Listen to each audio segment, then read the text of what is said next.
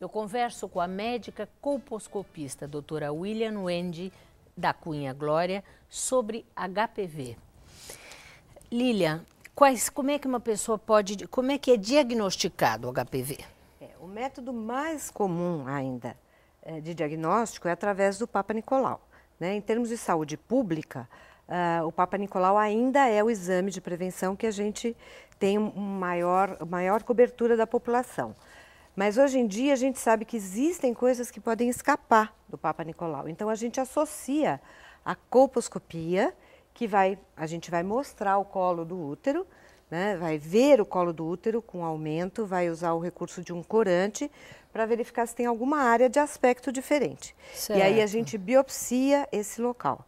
Então isso amplia a capacidade de diagnóstico.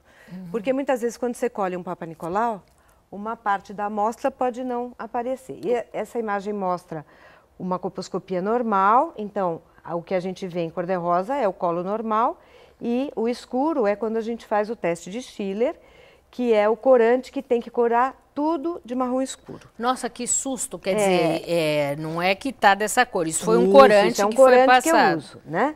Aliás, essa reação é das pacientes também. Quando elas pegam o exame, elas acham que o escuro é ruim. Nossa, né? Pelo amor de Deus, Essa imagem é uma imagem, antes de eu passar o corante, onde eu já vejo áreas de alteração.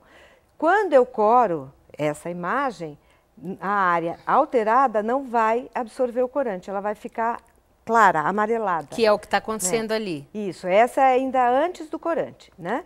Então, aí são imagens em que o corante não pegou.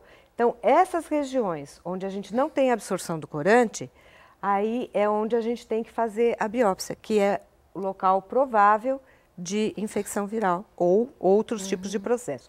Claro que quando eu faço a biópsia de um colo, eu não vou ter só diagnóstico de HPV. Claro. Né? É uma porcentagem, a biópsia é feita para a gente saber se é uma área de cicatriz, de inflamação ou de infecção. Agora, no caso, a pessoa diagnosticou, está lá com HPV, qual é o tratamento?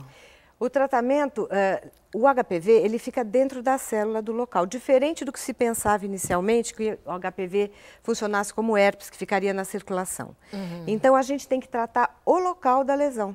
Então, existem vários tratamentos, né? E esses tratamentos visam destruir o tecido onde a gente sabe que o vírus está. Então, ou uma cauterização, ou a cauterização química, que é feita com ácido ou com algumas pomadas. Dói muito? Quando é na parte de colo e vagina, não dói tanto, às vezes arde um pouco, porque a região do fundo da vagina não tem inervação. Né? O tratamento é um pouco mais doloroso quando é na parte externa. Mas não se toma anestesia, nada? Quando é na parte externa e quando são áreas extensas, sim. Senão, a gente faz devagar, por exemplo, para usar o ácido, mesmo na parte externa, você vai cauterizando gradativamente com ácido em várias sessões, né? E hoje em dia também existe o tratamento com laser, né? Em que a gente usa mais comum quando você tem grandes áreas, até porque aí você faz o tratamento uma vez só, paciente internado, aí anestesiado, né? Então, mas todos os tratamentos visam a mesma coisa, destruir a célula onde está o vírus. Não existe remédio via oral, então? Não existe remédio via oral. Né? É um vírus, né? Como todo vírus, a gente não tem, como para bactéria, a gente não tem antibiótico para vírus, né? Então a gente tem que usar um método mecânico, vamos dizer assim. Você tem que atacar o lugar onde está o vírus, né? Agora, e estimular a imunidade também é outro fator importante. Né? Porque uma grande parcela dos casos poderia até evoluir para a cura sozinho. Se a imunidade da mulher melhora, ela pode curar sozinha.